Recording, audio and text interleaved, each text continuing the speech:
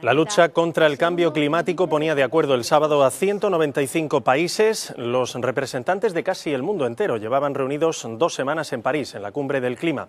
En los próximos minutos hablamos de este gran acuerdo global para contener el calentamiento desencadenado por el hombre con sus emisiones de gases de efecto invernadero.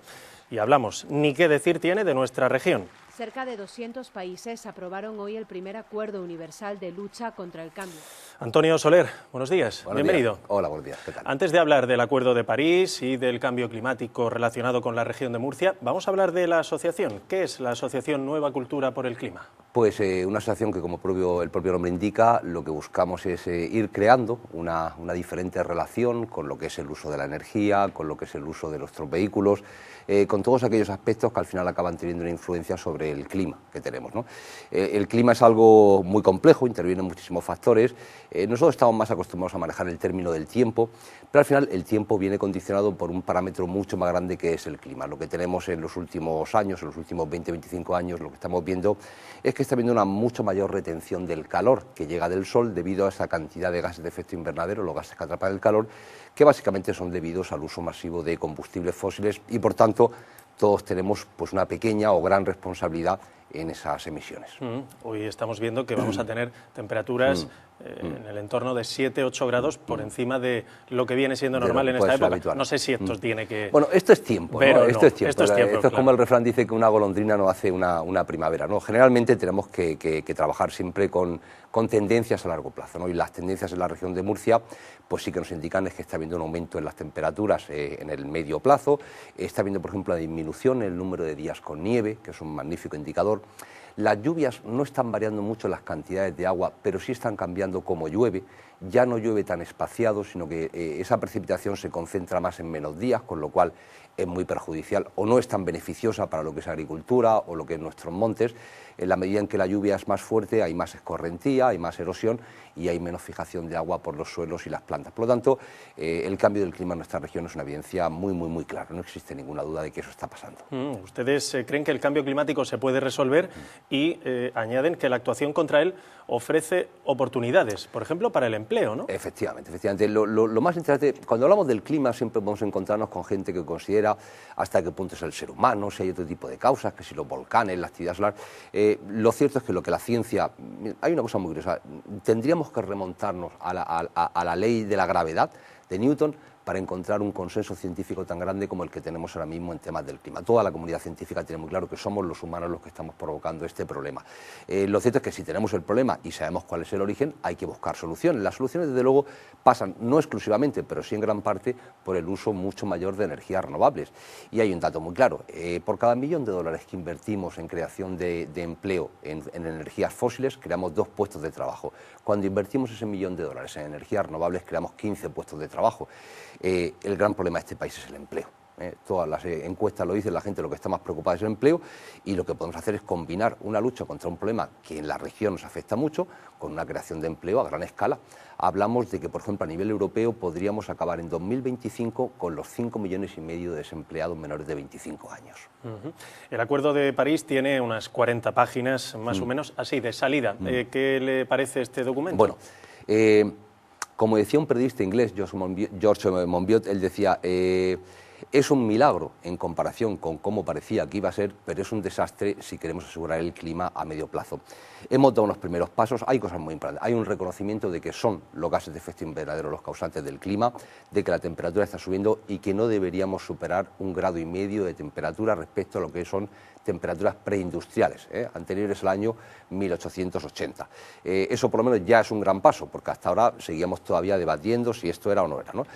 Un segundo paso es que China y Estados Unidos, yo suelo utilizar el símil de que son los alumnos que han vuelto a entrar a clase. Eran alumnos que estaban o no estaban en clase o estaban en clase a su tema sin preocuparse por los demás. Ahí desde luego hemos tenido que son 2 países, los 2 principales contaminadores que se han sumado a la lucha por el clima. Si ellos no se hubieran implicado, hubieran dado la excusa perfecta para que muchos otros no lo hubieran hecho, con lo cual es muy importante que estén aquí. El problema que tenemos es que el acuerdo no concreta fechas, no concreta cantidades de emisión por países, deja muchos criterios como intentar conseguir alcanzar el pico de emisiones tan pronto como sea posible. Son términos muy vagos. Hay que entender el espíritu positivo que nos intenta transmitir la gente que ha estado allí, es que hemos estado rozando el desastre, que no hubiera absolutamente nada. Por lo tanto, vamos a considerar que hemos salvado un poco los muebles. Lo que ocurre es que a partir de 2018, cuando empezamos ya a ponerle cifras a cada país, tendremos que intentar ser cada 5 años, hay una revisión cada 5 años, en 2023 será la primera, a partir de entonces cada 5 años ser mucho más exigentes. El objetivo sería, sobre todo en lo que son las economías más desarrolladas, es que en 2050 no emitiéramos carbono. Esa sería la idea. El caso es que los países firmantes reconocen que el problema del cambio climático existe.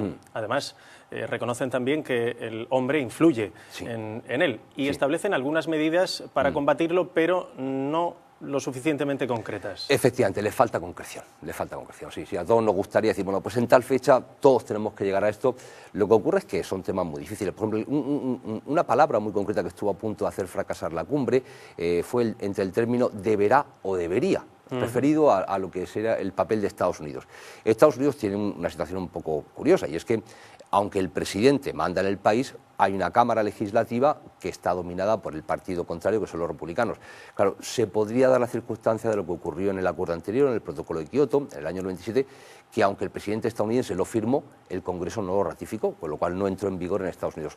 Obama lo que quería evitar era que pasara eso. Entonces Obama ha decidido, bueno, no firmo ahora mismo nada, voy a dejar en manos de mis legisladores de mi país la decisión de hasta cuándo, o sea, cuánto y hasta cuándo vamos a tardar en concretar esas medidas. Ha sido una medida de intentar no fracasar, y yo la entiendo, pues son términos de política interna que a veces, bueno, pues no todos los países lo llevamos igual. Un propósito general del acuerdo es ir hacia una economía baja en emisiones de gases de efecto invernadero. Se comprometen a reducir la emisión de gases. Sí. ¿Cómo hacerlo? Bueno, hay varias ¿O cómo vías. verificarlo, que se cumple? Bueno, verificarlo en sí no es complicado. Ahora mismo, por ejemplo, en España pues tenemos muchísimas empresas, en la región tenemos más de 20 que tienen una serie de obligaciones de emisión y las verificamos perfectamente. Y esto es muy fácil. Usted cuánto combustible gasta y dígame qué tipo de combustible y le diré cuánto dióxido de carbono, tu coche o el mío. Podemos perfectamente saber cuánto emitimos simplemente sabiendo cuándo hemos gastado un depósito de combustible, ¿no? Verificarlo no es difícil. Lo que es más complicado es que se tomen las decisiones valientes, ¿no? Un caso singular es, por ejemplo, el de China. China ya ha dicho que en 2030 a partir de 2030 empezará a bajar sus emisiones de gases de efecto invernadero, lo cual es muy positivo. Lo que ocurre es que China ahora mismo está emitiendo más de una cuarta parte de lo que son las emisiones globales. Y no solamente eso, sino que está construyendo en 27 países del resto del mundo, está construyendo más de 90 centrales de carbón. Por lo tanto, el tema es francamente complejo, pero por lo menos si los países más desarrollados nos ponemos en marcha, si conseguimos transferir esos 100.000 millones de dólares cada año para que los países pobres se puedan ir adaptando, la adaptación es muy importante. Aunque ahora mismo dejáramos de emitir, todavía tendríamos muchos años en los que el clima va a seguir cambiando, porque es una inercia climática. Ha tardado en calentarse, pero ahora va a tardar también en enfriarse. Por lo tanto, dejemos de emitir carbono, hagamos estrategias de adaptación y ayudemos a aquellos países que no han llegado a ese grado de energía tan alto como nosotros, a que no tengan que pasar por la vía de los combustibles fósiles, sino que directamente pasen a las fuentes de energía renovables. Aquí es donde nuestro país tiene una oportunidad magnífica, porque seguimos siendo grandes líderes en tecnologías renovables, como en eólica o en solar. Tenemos un montón de gente muy preparada, que desgraciadamente ahora mismo están en Inglaterra, en Estados Unidos, en Sudamérica, haciendo las instalaciones que deberían estar haciendo aquí en nuestro país, pues sobre todo en la región de Murcia, que con 300 días de sol al año es una pena que no le saquemos mayor partido. El cambio climático está ocurriendo. ¿Cuál es la realidad del cambio climático en nuestra región? Bueno, hay 7 aspectos diferentes, si empezamos a considerarlo. Por ejemplo, tenemos aspectos de nivel del mar, que son tremendamente preocupantes porque nuestra región depende muchísimo del turismo y nuestro turismo es un turismo de sol y playa. Podemos intentar potenciar otras zonas, pero la realidad es que la gente viene a la región porque le gusta ir a la playa. Y estamos teniendo una subida de 2-3 milímetros del mar cada año. Debido al perfil que tienen nuestras playas, que es un perfil, cualquiera que haya ido a la playa lo sabe, es un perfil muy suave, la arena sube muy lentamente, pequeños aumentos en el nivel del mar suponen grandes aumentos en pérdida de playa. Y esto supone que para el año 2050 podríamos haber perdido de media entre 15 y 20 metros de la anchura de nuestras playas. Hay algunas playas en la región que van a desaparecer, porque no tienen esa anchura, ¿no? Por lo tanto, preocuparse del tema del nivel del mar es una cosa en la región. Un segundo sector es la agricultura. Este año pasado hemos visto que las alteraciones en las temperaturas han provocado una gran variación en los precios de las frutas, porque de repente ocurren floraciones muy grandes o ocurren maduraciones muy rápidas de la fruta y de repente tienen mucho producto en el mercado, con lo cual cae el precio, y luego el resto del año no tienes producto, no consigues programar bien lo que es el ciclo agrícola, ¿no? Tienes también los problemas de las plagas. En las medidas en las que no hace frío, las plagas no se paran, con lo cual es una pérdida también para los agricultores. Tenemos problemas también de salud. Este verano hemos tenido muchos problemas de salud con las personas mayores. Cualquiera que tenga una persona mayor en la familia lo sabe, que el calor no les sienta bien, les cuesta respirar, si tienen problemas circulatorios, y eso ha incrementado la mortalidad en las regiones de nuestras personas mayores y ha complicado mucho lo que es su asistencia sanitaria. Tenemos una cantidad de problemas realmente enorme porque ahora mismo estamos viendo las imágenes, ¿no? Tenemos un clima semiárido, la presencia del Sáhara cercana hace que nuestro clima esté muy influenciado, y básicamente el cambio climático es que donde llueve poco va a llover menos, y donde llueve mucho va a llover más. A nosotros lo que nos toca es que va a llover menos y vamos a tener temperaturas más altas. Por lo tanto, deberíamos ser los primeros interesados en nuestro país y casi en toda Europa, por nuestra posición geográfica, en que el cambio climático sea una prioridad número uno. Pero claro, tenemos que ser un poco los que tiremos del carro, nadie va a venir a sacarnos las castañas del fuego. ¿No le da la impresión de que la gente, el ciudadano común, tiene otras preocupaciones, de que el cambio climático no le quita el sueño? Sí, hay una realidad, y es que a todos nos cuesta llegar a fin de mes, y nuestras preocupaciones son las preocupaciones cercanas, pero eso no quita que la gente sea consciente de lo que está pasando. La gente sabe que el clima ya no está igual, y la gente sabe que eso no es positivo. Lo que ocurre es que entre esas preocupaciones que tenemos en el día a día, y que luego dices, bueno, ¿y yo qué puedo hacer? Porque yo soy una hormiguita en un sistema donde ves miles de coches cada día, ves grandes empresas, dices, bueno, ¿yo qué puedo hacer? Bueno, todos podemos hacer un poquito, pero simplemente tomar conciencia de que es un problema y que debemos exigir a nuestros responsables el tomar medidas que aceleren el paso a una economía descarbonizada. Yo creo que con eso los ciudadanos ya pueden hacer algo. El 90% de las personas en España consideran que el cambio climático es un problema, y ese mismo porcentaje consideran que pasar a una economía descarbonizada será bueno para nuestro país. Eso no quiere decir que no sea un problema de urgencia máxima. No lo es, en el sentido de que en su día a día no les afecta mucho, pero son conscientes de que es un problema que sí deberíamos abordar. Hablaba de que China tiene previsto construir industrias relativas al carbón, pero en el Acuerdo de París se habla de la descarbonización, ¿no? Efectivamente, ¿no? Aquí es donde tenemos los contrasentidos, ¿no? Tenemos claro que los combustibles fósiles tenemos que dejarlos bajo tierra, pero luego hay que tomar decisiones para ello, ¿no? Aquí lo fundamental es una cosa, Luis. Cuando hemos tenido grandes problemas los hemos solucionado. Cuando las economías han tenido que enfrentarse, por ejemplo, aquí hemos salvado al sector bancario, y era un problema de dimensiones económicas gigantescas, a costa muchas veces de sufrimiento social, pero lo hemos hecho. ¿Era vital o no? Bueno, quizás yo no tengo la capacidad para decir cómo de importante era salvar a todos los bancos, pero lo cierto es que lo hemos hecho. Lo que sí os puedo decir es que si no conseguimos estabilizar el clima, el efecto va a ser mucho más grande que el problema de los bancos, porque una vez que el tema vaya lanzado, no es una cuestión de dinero. Es que la adaptación que tengas que hacer, tenemos que cambiar de agricultura, pues habrá que empezar a hacerlo.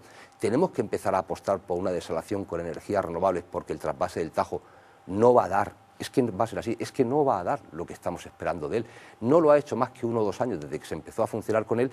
Ahora mismo las tendencias en la cuenca del Tajo es que cada vez llueve también menos. Es una cuenca mediterránea, igual que aquí llueve menos, allí también llueve menos. Podemos conseguir el mejor acuerdo con Castilla-La Mancha, pero si no hay agua, no hay agua. Tenemos que apostar por la desalación. Dicen que en Murcia no hay agua. No es verdad. Hay agua, lo que ocurre es que está salada. Vamos a desalarla, y vamos a desalar con renovables, y vamos a encontrar las soluciones que le valen a 3/4 partes de la población del planeta, que es el problema del agua. El siglo XXI no es un siglo de conflictos petroleros, es un siglo de conflictos por el agua. Quien desarrolle tecnologías baratas y eficientes que a partir de renovables permitan obtener agua desalada con el mar, va a ayudar muchísimo al resto de los países. Y nosotros tenemos un gran problema además aquí, al otro lado del Mediterráneo, y es ¿qué está pasando con África? África está sufriendo las sequías de un modo extremo. Allí no tienen trasvases, no tienen desaladoras.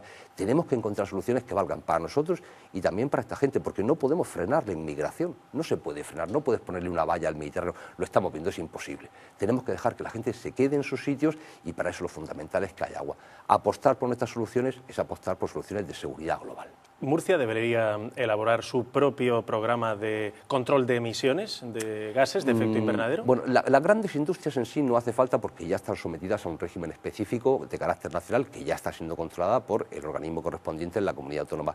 Pero sí deberíamos desarrollar un plan de adaptación y de mitigación de emisiones. Mitigación es el término con el que utilizamos una reducción de emisiones. Deberíamos utilizar un plan de reducción de emisiones y de adaptación de nuestros ecosistemas naturales y humanizados al cambio climático. Eso, desde luego, debería ser una prioridad número uno.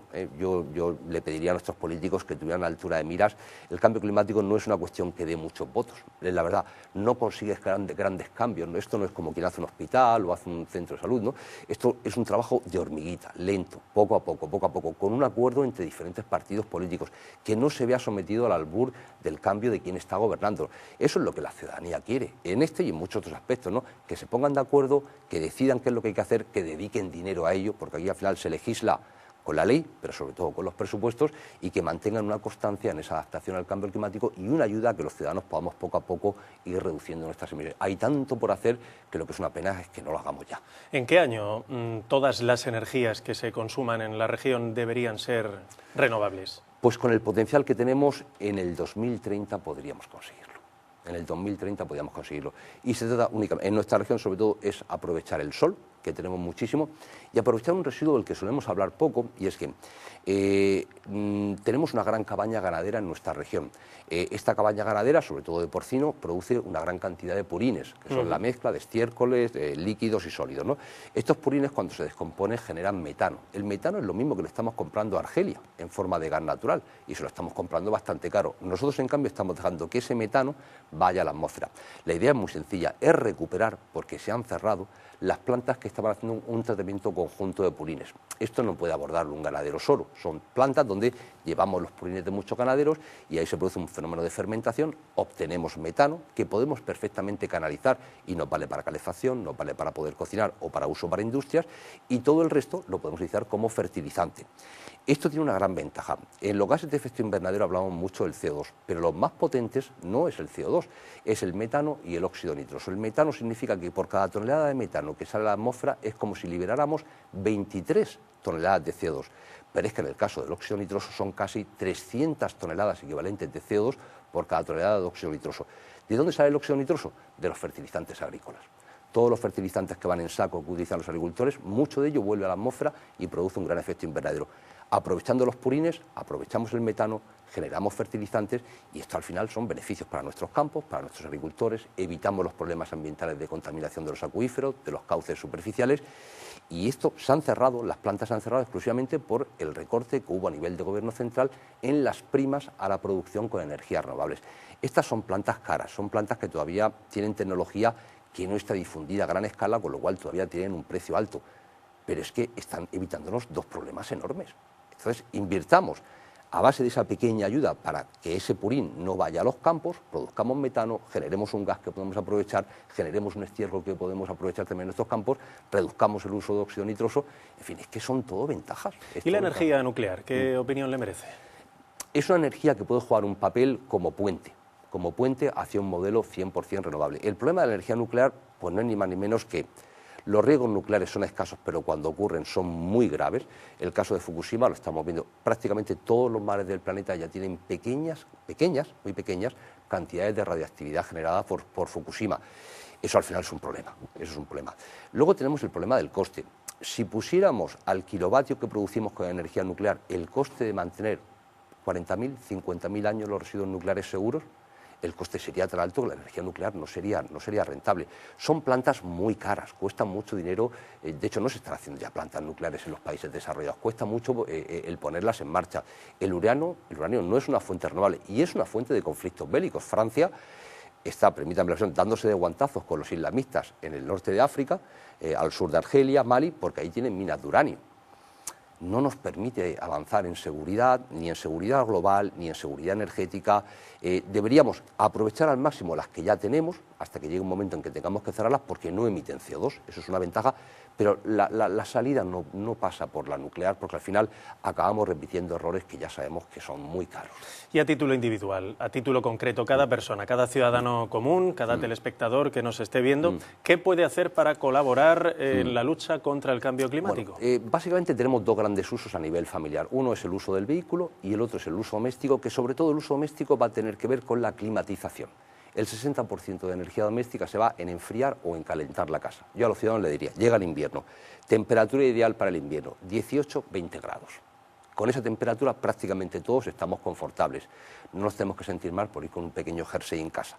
Pero si vamos en camiseta significa que el aparato de aire acondicionado o el aparato de calefacción lo tenemos demasiado alto. Por cada grado centígrado que subimos de 20 aumentamos un 7% el consumo de energía y el pago de lo que tenemos que hacer. Y muchas veces las emisiones que también producimos por ello. Por lo tanto, tener la temperatura entre 18 y 20 ya es un buen consejo. Eso sería para el corto plazo. En el caso del vehículo, lo ideal es intentar dejar el vehículo.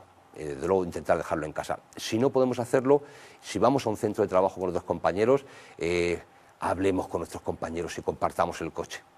Hablemos, a veces nos cuesta tener, el coche nos ha conducido a un estado de individualidad que es un poco absurdo, porque vamos a estar trabajando con gente 8 o 10 horas cada día y muchas veces podemos perfectamente acoplarnos para ir juntos al mismo sitio. Ya son la mitad de las emisiones. Luego, conduzcamos de un modo eficiente. Respetar los límites de velocidad es muy importante. Es muy importante. No solamente por seguridad, sino porque en la medida en que vayamos a una velocidad más lenta, nuestro coche gasta muchísimo menos.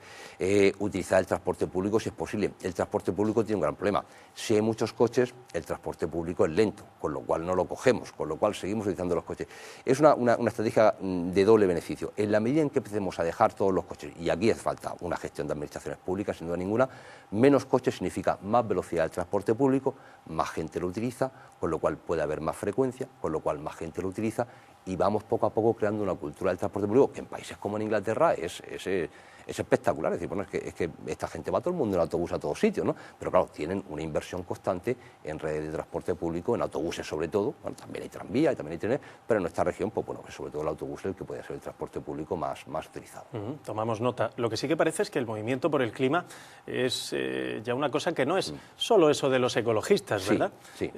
Mira, ahora mismo nosotros cuando organizamos hace un par de semanas la Marcha Mundial por el Clima, hemos juntado a más de 60 organizaciones. Pues ahí está gente como Manos Unidas, está gente como Intermon Oxfam. No son gente que venga de un ámbito ecologista, son gente que sienten que el cambio climático está provocando hambre, está provocando pobreza. Al final es que el cambio climático a quien más amenaza es que el planeta, vamos a cargarnos el planeta. No, al planeta no le va a pasar nada. El planeta lleva 4.000 millones de años dando vueltas alrededor del Sol y le quedan otros tantos por lo menos, ¿no? Estamos provocando la extinción de muchos seres vivos, es verdad. Ha habido ya 5 grandes extinciones, la nuestra es la 6ª. El problema somos nosotros. Quien está en juego es nuestra propia especie. Y no vamos a desaparecer porque tenemos un cerebro que nos permitirá de alguna manera sobrevivir. Pero estamos hablando de que se reduzca enormemente la población mundial. Estamos hablando de que esa población mundial quede limitada a ciertas zonas con temperatura adecuada, que sería alrededor de los polos. Estamos hablando de una situación que parece un poco de ciencia ficción. Pero lo que estamos viendo es que eso es lo que poco a poco está ocurriendo. Las grandes migraciones que estamos teniendo ahora mismo debido a las cuestiones del clima son ya realidad. Esto no es algo de... Y esto nos lo está diciendo la ciencia. Y nos lo está diciendo gente que no tiene nada que ver con el ecologismo. Esto es una cuestión global, ya no es una cuestión de ecologistas. Antonio Soler, gracias por habernos ilustrado sobre el cambio climático en este rato de televisión. Hemos aprendido todos y hasta la próxima. Muchas gracias a vosotros. Seguimos en directo con todos ustedes hasta las 10:30, como cada mañana de lunes a viernes. Hacemos una breve pausa y volvemos. Hasta ahora.